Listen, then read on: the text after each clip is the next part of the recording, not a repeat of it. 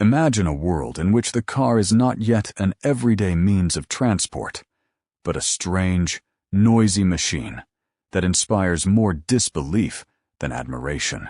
Most people travel by horse, carriage, or train, and the mere sight of an automobile draws crowds of onlookers. In those days, cars are built almost by hand, cost a fortune, and are toys for the wealthiest. No one yet believes that one day they will stand in front of almost every home. And it is precisely then that an unassuming vehicle appears, with one cylinder, a simple bench instead of seats, and a characteristic curved panel in front of the driver. It does not impress with performance, it does not dazzle with luxury, and it does not look like the future. And yet it is the Oldsmobile curved dash that will go down in history as the world's first truly mass-produced car. It proved that an automobile could be built quickly, cheaply, and in large numbers. It initiated the supplier cooperation system that, to this day, forms the foundation of the global automotive industry. Without this small Oldsmobile, perhaps the Ford Model T would never have existed in the form we know, and the history of motoring might have taken a completely different path. The curved dash was not the fastest or the most advanced car of its era, but it was the first to show that the automobile could become a product for thousands of people, not just an expensive curiosity for a handful of wealthy buyers. That is why many historians consider it one of the most important cars ever created. The story of the curved dash begins with a man whose name today is not as recognizable as Henry Ford's, although his influence on the development of motoring was enormous. Ransom Eli Olds, born in the state of Ohio, had been interested in mechanics from an early age, and together with his father, ran a workshop dealing with steam engines and agricultural machinery. Already at the end of the 19th century, he saw that the future belonged to vehicles powered by internal combustion engines. In 1896, he built his first gasoline-powered car, and a year later, he founded the Olds Motor Vehicle Company in Lansing, Michigan.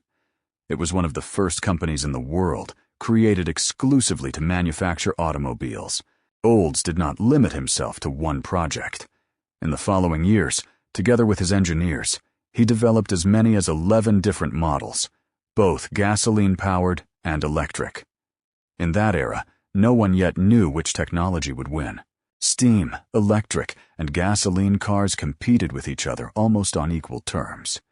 So Olds experimented with different solutions, trying to find the ideal vehicle. The problem was that producing many models at the same time consumed huge financial resources, and the company still did not have one car that could become a great success. Fate, however, was about to make that decision for him in the most dramatic way. On the 9th of March, 1901, an event occurred that could have ended the history of Oldsmobile before it had truly begun. A massive fire broke out in the factory. The flames quickly engulfed the production halls and destroyed almost everything the engineers had been working on for many months. Prototypes, documentation, equipment, and nearly the entire future of the company burned down. In a desperate rush, workers tried to save finished cars by driving them out of the burning building. Only one example was saved. It was a small gasoline-powered runabout with a characteristic curved panel in front of the driver. The curved dash. Paradoxically, the disaster that could have destroyed the company became the beginning of its greatest success. Ransom Olds no longer had the money or the time to develop 11 different designs. He had to put everything on one card. He decided that from that moment on, the entire company would produce only the curved dash. What is more, because after the fire the factory was no longer able to manufacture all the parts by itself, Olds outsourced their production to local companies. Individual suppliers made specific components, which were then delivered to the plant, where the finished cars were assembled. That is how the supplier system was born, still used today by practically every car manufacturer in the world. In a sense, modern automotive industrial organization was born from the ashes of a burned-down factory. The car was named Curved Dash, referring to the distinctive curved panel positioned in front of the driver and passenger. It was not merely a decorative feature. The curved dashboard protected the occupant's legs from mud, water, stones, and dust thrown up by both horse-drawn vehicles and the car itself. The entire vehicle resembled a lightweight horse carriage without the horse, rather than what we would consider a modern automobile. The driver sat on a simple two-person bench, and instead of a steering wheel, controlled the vehicle with a tiller, much like the one used on boats. The car had no windshield, no doors, and virtually no protection from rain or bad weather. Only later examples could be equipped with a simple canvas roof. The curved dash was deliberately simplified because every additional feature increased its price. Olds understood perfectly that success would only come if the automobile was inexpensive, easy to operate, and simple enough to be repaired by a local blacksmith, locksmith, or bicycle mechanic. It was a philosophy far ahead of its time. In an era when most manufacturers tried to impress buyers with luxury and elaborate engineering, Olds focused on simplicity and practicality. As a result, he created a vehicle that owners could learn to operate in hours rather than weeks. From a technical standpoint, the curved dash was an extremely simple machine, yet it was remarkably well engineered. It was powered by a horizontally mounted single-cylinder engine with a displacement of approximately 1.6 liters, or 95 cubic inches. During its early years, it produced around 4.5 to 5 horsepower at roughly 600 revolutions per minute. And after later improvements, output increased to approximately 7 horsepower. By modern standards, those figures seem almost laughable, but at the beginning of the 20th century, they were enough to propel the car to a top speed of about 20 miles per hour, or 32 kilometers per hour. The engine was water-cooled, with coolant circulation provided by a gear-driven water pump. Both the fuel tank and the cooling system held approximately 5 gallons, or about 19 liters. Power was delivered to the rear wheels through a 2-speed planetary transmission with reverse gear, followed by a chain drive. The system was durable, uncomplicated, and easy to repair. The entire vehicle weighed only around 850 pounds, or 385 kilograms, allowing even its modest engine to move it surprisingly well. There was no speedometer, no tachometer, and no complex instrumentation. The driver's primary task was simply to drive the automobile, not to monitor gauges. The suspension and chassis were also designed with simplicity and durability as the highest priorities. The frame was constructed from steel angle sections, while bumps and uneven roads were absorbed by the distinctive side-mounted leaf springs developed by Oldsmobile. The car rode on 28-inch wooden artillery wheels, fitted with 3-inch wide detachable tires. The steering system relied on a tiller rather than a conventional steering wheel, which may seem unusual today, but at the time it was a perfectly normal solution. Braking was handled by a brake acting on the differential, assisted by additional brakes on the rear wheels. The entire construction was exceptionally light, and its low weight allowed the curved dash to perform surprisingly well, even on rough, unpaved roads. It was certainly not a comfortable automobile, but it was rugged enough to travel hundreds of miles over roads that often looked more like dirt trails than proper streets. One of the best-known demonstrations of its durability was the journey made by the young engineer Roy Chapin from Detroit to New York City. Covering more than 820 miles took 7.5 days. The average speed was approximately 14 miles per hour, and the car consumed around 30 gallons of gasoline, along with nearly 30 gallons of water needed to keep the engine cool. At the dawn of the 20th century, this was considered an extraordinary achievement. The greatest revolution, however, was not the car itself, but the way it was built. Many people believe that Henry Ford invented mass production. That is only part of the story.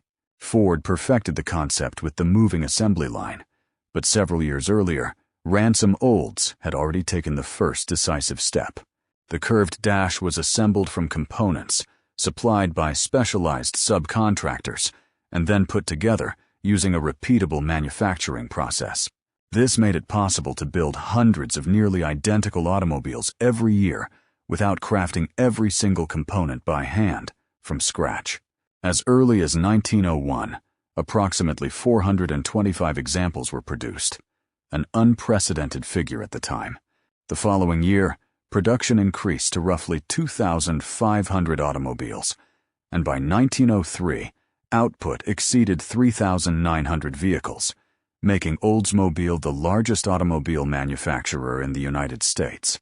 The curved dash became America's best-selling automobile, holding that title until the middle of the first decade of the 20th century. Its success proved to investors and entrepreneurs that automobiles were not merely fascinating technological experiments, but profitable industrial products. It was at that moment that the modern automotive market truly began to take shape.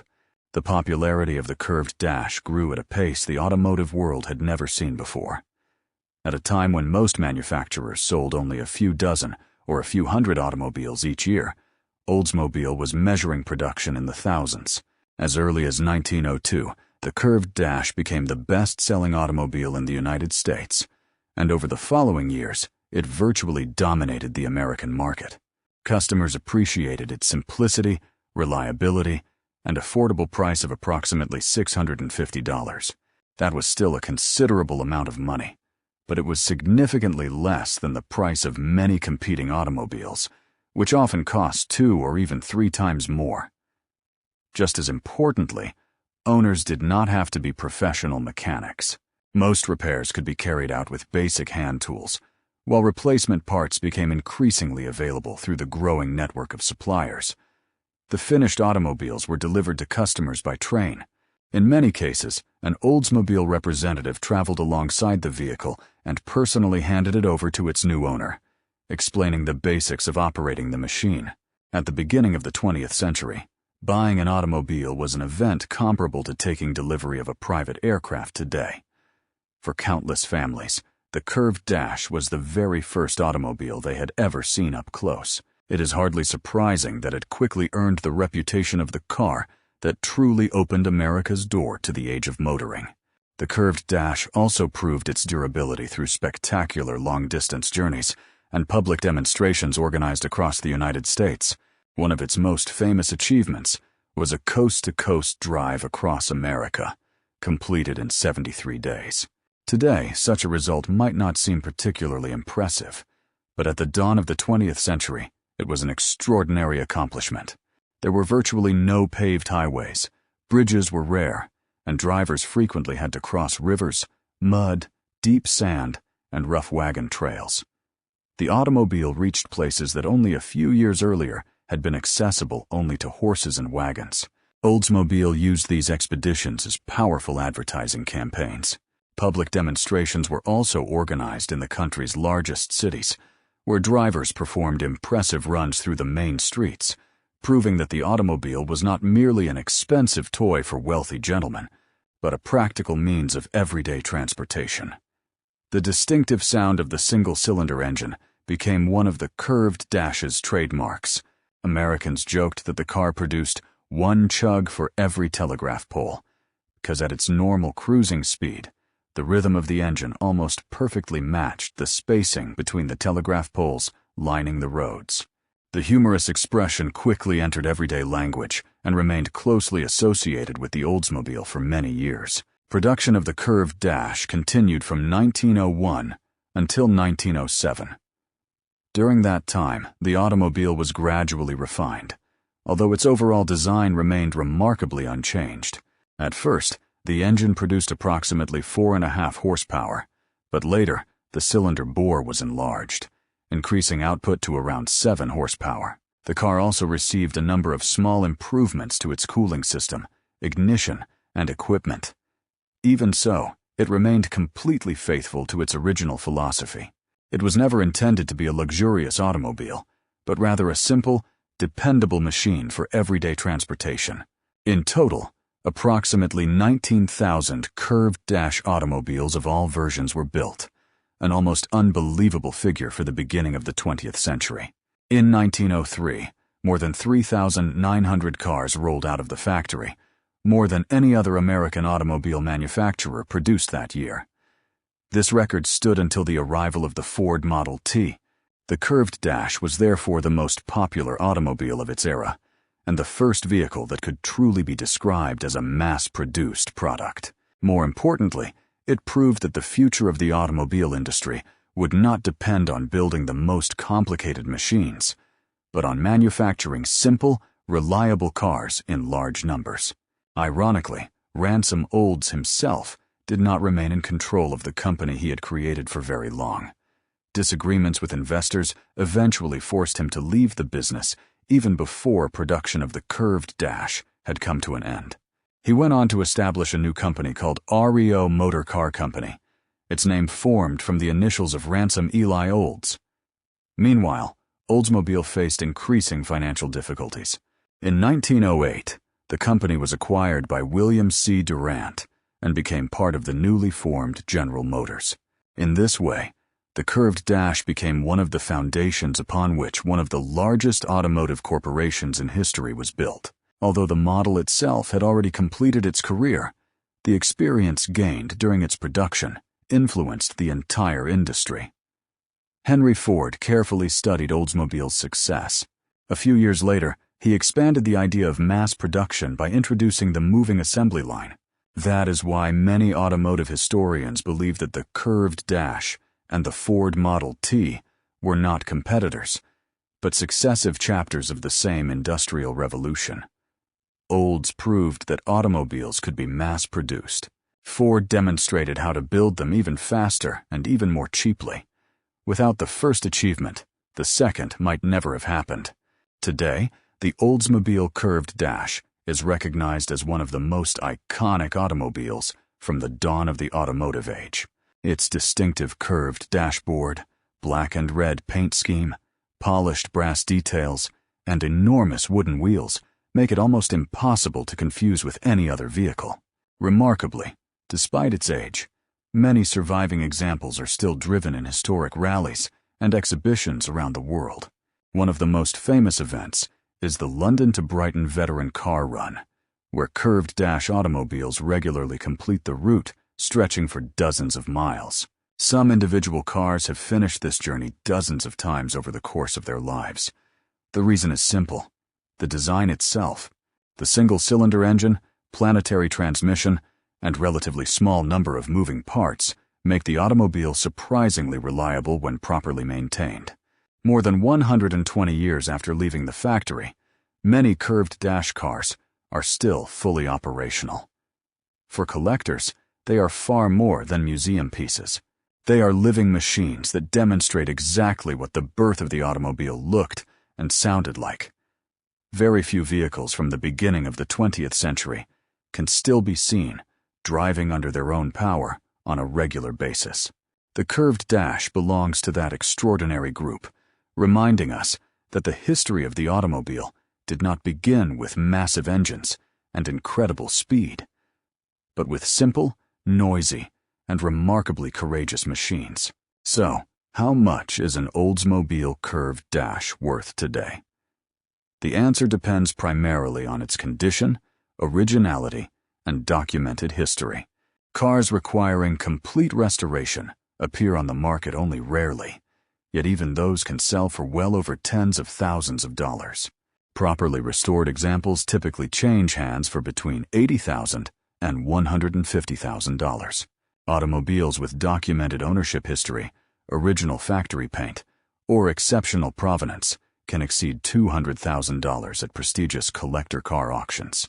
Particularly prized are cars that remain in highly original condition, even when they proudly display the patina of age. Among collectors of pioneer-era automobiles, authenticity is often considered far more valuable than a flawless restoration. Every surviving original bolt, every factory-installed component, and every piece of original upholstery serves as priceless evidence of the earliest days of the automotive industry. Interestingly, despite its extraordinary historical importance, a curved dash often sells for less than many modern supercars. It is a reminder that the collector car market is influenced not only by historical significance, but also by trends, demand, and rarity. So why is the Oldsmobile curved dash considered such an icon of automotive history? Not because it was the fastest, the most beautiful, or the most technologically advanced automobile of its time. Its significance runs much deeper than that.